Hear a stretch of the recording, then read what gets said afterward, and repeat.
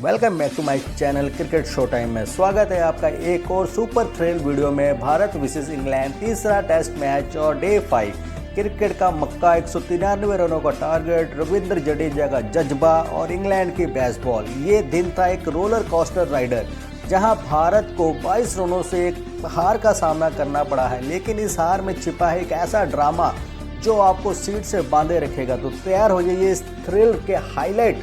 तो चलिए शुरू करते हैं, लेकिन रुकिए, अगर आप क्रिकेट के दीवाने हैं तो आप भी चैनल को सब्सक्राइब, लाइक, शेयर सब कर दें, क्योंकि ये डे 5 की थ्रिल आपको लाइक करने से नहीं रोक पाएगी। चलिए शुरुआत करते हैं। नंबर 1 हम लोग अगर बात करते हैं भारत की शुरुआत और टॉप ऑर्डर का ड्रामा। दिन की शुरुआत हुई भारत के 58 रन पर 4 विकेट से 135 रन चाहिए थे और 6 विकेट अभी भी टीम इंडिया के पास बाकी थे, लेकिन इंग्लैंड के तेज तर्रार बॉलर ने कोई मौका नहीं छोड़ा। यशस्वी जायसवाल सिर्फ 7 बॉल में जोफर आर्चर का शिकार बने।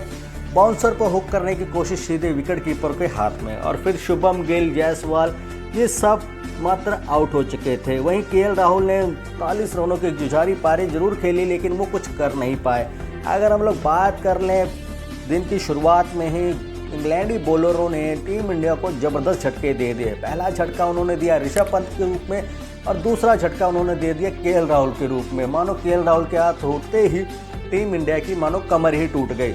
उसके बाद टीम इंडिया को ऐसा लग रहा था कि टीम इंडिया इस टेस्ट को नहीं बचा पाएगी, लेकिन जब भारत का स्कोर 81 रन पर 7 विकेट हो चुका था, तब लगा कि खेल खत्म हो चुका है। लेकिन रविंद्र जडेजा ने हार नहीं मारी।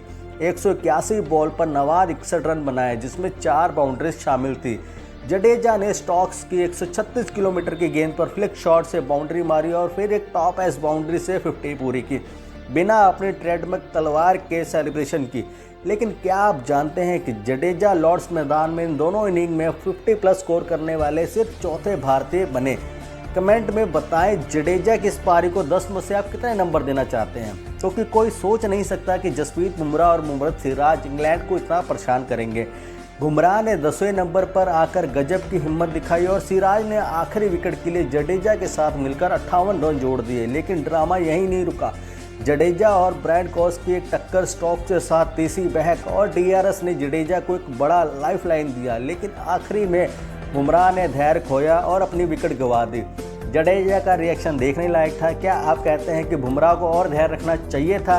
कि शायद उसके धैर्य रखने से टीम इंडिया इस मुकाबले को जीत सकती थी, क्योंकि इंग्लैंड की जीत के हीरो बने स्टॉक्स और जोफ्रा आर्चर, दोनों ने 3-3 विकेट लिए। स्टॉक्स ने 77 रन देके 5 wicket player of the match का खिताब जीता।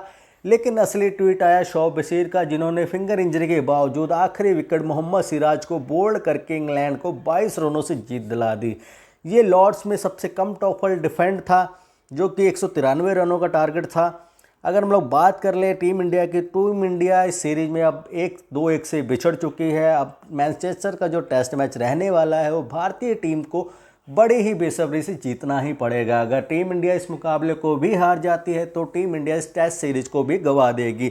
अगर हम लोग लास्ट टेस्ट में बात करें तो रविंद्र जडेजा आखिरी दम तक लड़े और लड़ते रहे। शायद वो सिराज का बोल्ड ना होता, जैसे ही बोल्ड हुआ मानो सारी इंडियन फैंस की धड़कनें ही रुक गई हों, क्योंकि वो मुकाबला इस ऐसे मुकाम पर पहुंच चुका था जो कि किसी की भी झोली में गिर सकता था।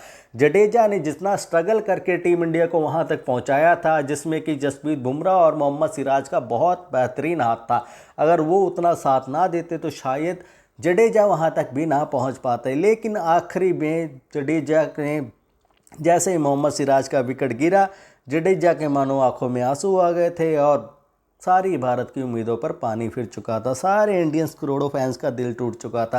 कि आप भी उस मुकाबले को लाइव देख रहे थे, क्या आपका भी दिल टूटा था? क्या टीम इंडिया को इस मुकाबले को जीतना चाहिए था? कमेंट में अपनी राय जरूर दीजिएगा। थैंक यू, धन्यवाद। मिलते हैं नेक्स्ट वीडियो में।